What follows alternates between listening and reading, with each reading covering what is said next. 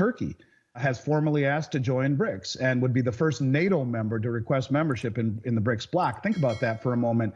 And this is a very, very big deal. In fact, I was talking with someone who is a former high-ranking military advisor who I've talked with at length before. And I asked him, do you think Turkey stays in NATO? And he said, no, I don't think so.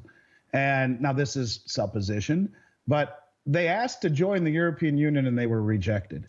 And so I think they have doubled down. They're the largest purchaser of gold this year. And in our previous interviews, we've talked about the role of gold in the BRICS, which is the only other tier one asset in the world, and the possibility, at least agreed in principle, of the new unit settlement currency, which will be 40% gold backed, held within the borders of the countries that possess the gold to make the new unit token. And so you see Turkey being the largest producer or the largest accumulator of gold this year, formally requesting admittance into BRICS as a NATO member. Sides are being drawn. With Turkey formally applying to join BRICS, this seismic shift signals a major blow to the U.S. economy. Turkey, the largest gold purchaser this year, is aligning with BRICS, a move that threatens to reshape global power dynamics. Andy Schechtman breaks it down with jaw-dropping stats. 19 million ounces of silver delivered in a single day, and 414,200 ounces of gold, worth over $1 billion claimed from COMEX. As Western markets suppress prices, nations are repatriating their gold and standing for delivery, draining our exchanges. Add to that, countries like Turkey, traditionally aligned with NATO, are now turning their backs on the West, signaling a mass exodus towards BRICS and a global shift away from the U.S. dollar. What does this mean for the future of global trade and your savings? The first 6 months of this year, Dunnigan, was the most gold that the central banks have ever bought in a 6-month period, the first 6 months of a year, only surpassing the last 6 months. And of course, the largest buyer over the first 6 months has been Turkey, something I hope to talk with you about here in a few minutes as well. But when we talk about deliveries off of COMEX, we don't know who's taking all of these deliveries. We assume that in some cases they're commercial banks or maybe sovereign wealth funds or whomever it is. And, I have often, or for a long time now, I have been saying that it is the suppression of the Western paper market, where as much as 200 million ounces of gold is traded per day, which is just absolutely ridiculous because, the LBMA says, 20 million ounces or so we trade every day, but that's 10 times understated because we only post the final settlement numbers. 200 million ounces a day and upwards ends of almost 3 billion ounces of silver, 3.5 times annual global mine supply, is traded in London. It is the suppression of the paper markets where 90% or more of those contracts are paper settled promises, not metal deliveries, but paper settlement, that is creating the distortions in the price and is keeping and has kept a lid on the price, and the rehypothecation that we see on COMEX, which has kept a lid on the price. And maybe that's why we see all of the countries repatriating their gold, taking it away from the Bank of England and the New York Fed, which was typically the access points for COMEX and the LBMA. And so that's already, we understand that. And much like the roll of toilet paper that I've talked about that spins faster and faster and faster, and you begin to see the cardboard, so too has been some of the deliveries we've seen recently. Gold delivered on the August contract so far is about 30% of the registered category, and that's the highest delivery in 4.5 years. Now, the registered category are the bars that back the contracts that are available for delivery. And when you talk about how big it was, I mean, you have to put it in numbers form to really understand. It was 4,142 contracts. Now, if we take 4,142 contracts in 1 day delivered, multiply that times 100, which is how many ounces are in a contract, obviously that's 414,200 ounces, and let's just call it times $2,500. That's $1,035,500,000. Who's got that kind of money to take possession of $1 billion worth of gold? And that's just in 1 day. But it's being drawn down from London as well, where in the second quarter, 330 tons or 10.6 million ounces were drawn down. Take 10.6 million and multiply times 2,500, and you're up in stratosphere land.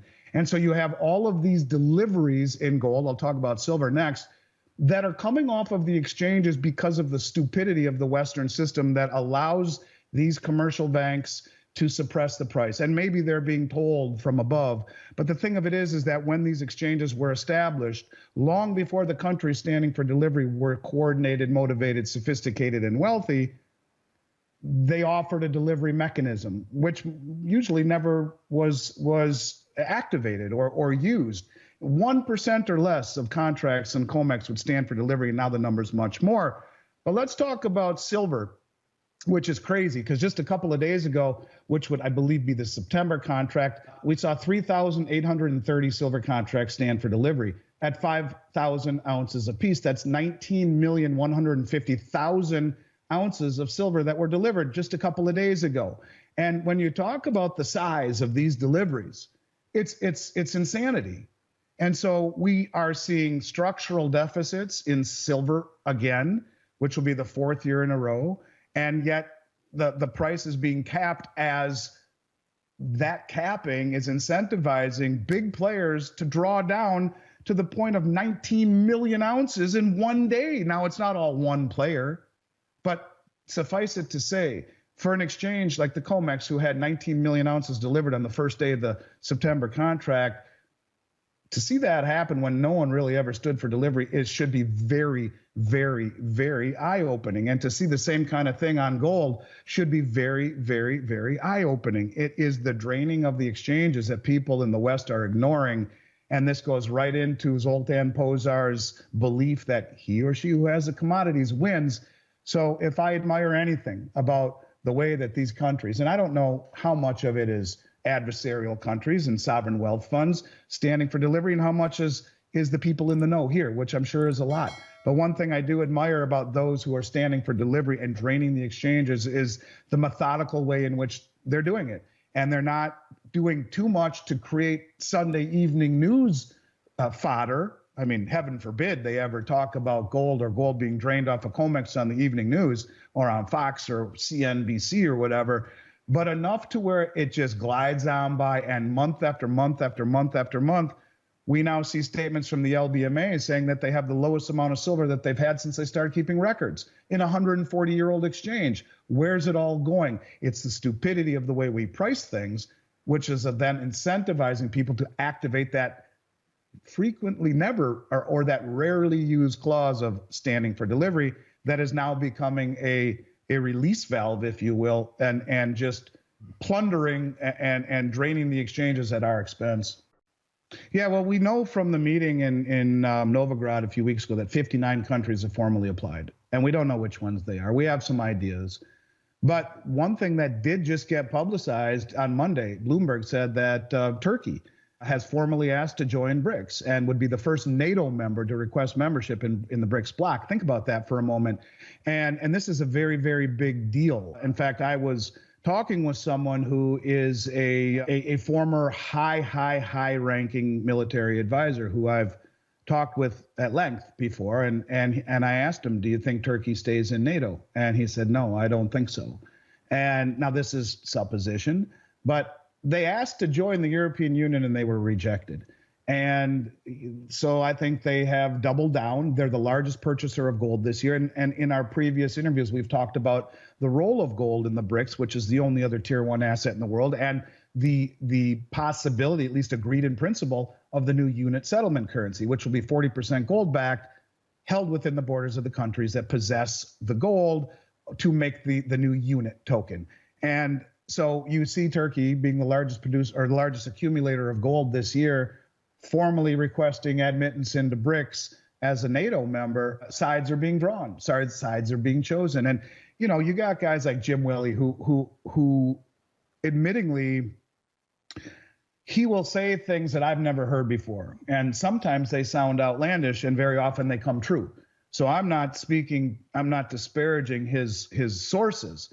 But a lot of the sources that he gets, I don't know where he gets some of the info he gets, but some of it's pretty amazing. And he's said things before, like Japan and countries like Australia have interests in joining the BRICS. Now, we don't know that to be official. I don't. haven't heard about it, but there will come a point, then again, where sides must be chosen, and this is one of them: a NATO alliance member, a Western-friendly member, and you just saw two naval sailors were just almost abducted in broad daylight in Turkey yesterday. It's a country that is not maybe as Western-friendly as we would like to think, yet they are part of NATO, and for them to choose sides and openly apply to BRICS while massively accumulating gold will tell you, you don't have to be a rocket scientist. They are dropping the crumbs at your feet. I think they are tired of the West. When the European Union turned them down, they would rather stand on their own 2 feet and join a union like the BRICS that is not only cooperative rather than coercive, but that provides them opportunities not found in the Western alliances. So it's a big deal. It's a very big deal. We don't know if they've been approved or anything along those lines, just that they have formally applied. And that is somewhat of the first time we've seen a Western ally, a NATO member, throw their hat in the ring, and where that goes and who it incentivizes to also be courageous enough to throw their hat into the ring. From here, only time will tell. But as the Chinese curse goes, we are certainly living in interesting times, and this is one of the more interesting developments we've seen BRICS related in quite some time. Our leaders have done more to destroy our image than any external foe could have ever done in the last several years, and it is a stunning turn of events. But much like everything that is too stupid to be stupid, it was incentivized by our actions and by our policy decisions and by our monetary decisions and all of the things that are incentivizing these countries to choose sides, to back away from the West. Here again, it's sad, but much like many of the things that are a shock to the system, this is no different. Thanks for sticking with us through today's deep dive. To recap, we covered some major developments. Turkey, the largest gold purchaser this year, has formally applied to join BRICS, signaling a significant shift in global alliances and the potential collapse of the US dollar's dominance. We also discussed how the suppression of the Western paper markets is allowing countries to repatriate their gold, drawing down massive amounts from exchanges like COMEX, with staggering deliveries in both gold and silver. It's clear that the global financial landscape is changing fast, and if you want to stay ahead, make sure to subscribe and turn on notifications so you don't miss our next video. Don't forget to like and share your thoughts in the comments below.